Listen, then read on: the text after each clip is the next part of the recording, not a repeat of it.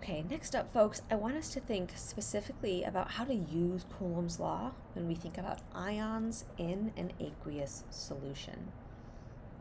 Since Coulomb's law is one of our big ticket ideas this semester, let's practice it right away. So water solvates, dissolves, or hydrates ionic charges. These are two words that we can use to describe how ions are in water. And we define the hydration shell as the series of water molecules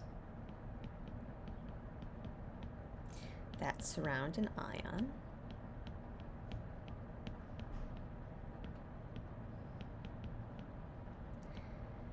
and perform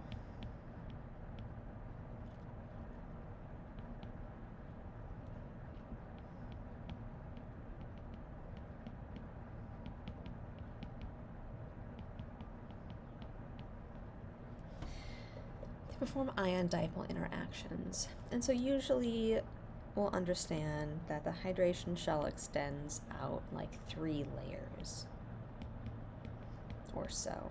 And I'll describe what I mean by 3 layers in a moment. So let's first kind of walk through the first layer of water that surrounds an ion. Let's really focus in on the details here, folks. So how many hydrogen bonds can the hydration shell waters make in the first layer? And let's draw our attention here to this sodium ion surrounded by waters. So let's look at the top right water. You'll see that if I draw in the lone pairs, it looks like the lone pairs are interacting with the ion.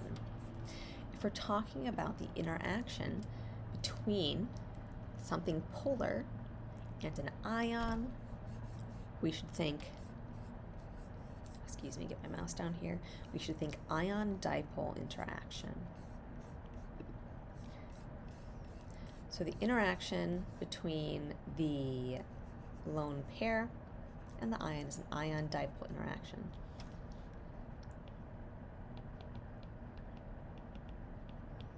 So how many hydrogen bonds are available? Well, each of these hydrogens are free, so we could do 2 hydrogen bonds.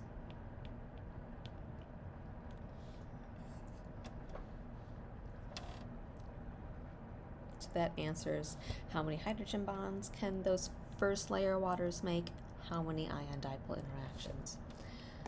So let's think. What is the rotational and translational freedom of the hydration shell waters? What do I mean by that? Those first waters, can they rotate around or can they move around? That's rotation and translation. Well, let's think. How strong is an ion dipole interaction? Let's go back to this table real quick, folks. Ion dipole interactions are one of the strongest type of non-covalent interaction, only weaker than ionic interactions. So I think it'd be safe to bet that those first waters kind of stuck in that ion dipole interaction are pretty strongly held, so they're probably not rotating too much.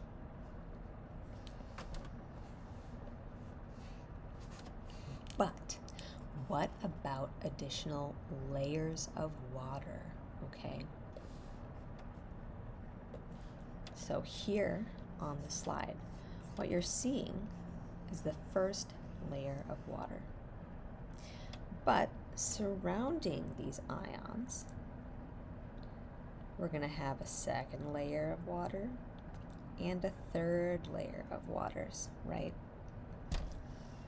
So what might we think about how much those waters can rotate or move around?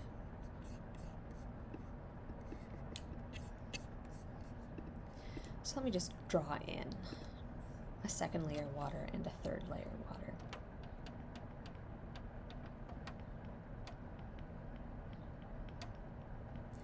So here's a water in the second layer, and I'll have it hydrogen bonding with another water in the third layer. And so that we can kind of say, oh, here's the second layer, and there's the third layer.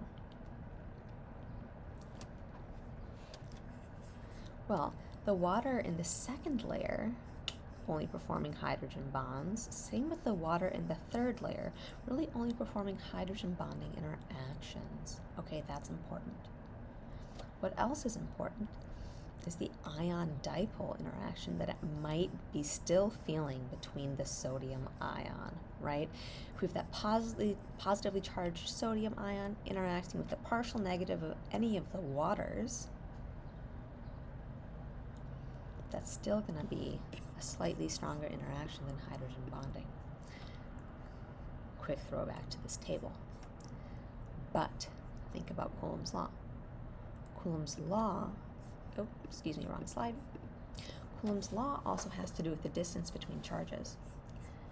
Layers 2 and 3 are farther away from the ion, right? So think to yourself, what might distance do to affect how strongly these waters are held, and so how much they can rotate? Keep that in mind. We'll talk about it more in class. Some things to wrap up this idea, folks, and then on to the hydrophobic effect. What is the relative energy of breaking and forming hydrogen bonds? If a hydrogen bond is broken and reformed immediately, that's almost energy neutral. So we normally think of breaking and forming hydrogen bonds as energy neutral because we're in water, and if a hydrogen bond is broken, it can be reformed by the next water that's right there. What about the relative energy of breaking the hydration shell, especially layer 1? Well, that layer is an ion-dipole interaction, which is stronger than a hydrogen bond.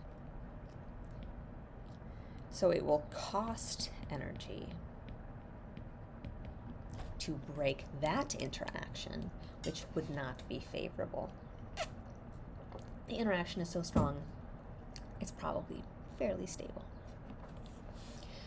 And that is it for introducing Coulomb's law today. On to the hydrophobic effect.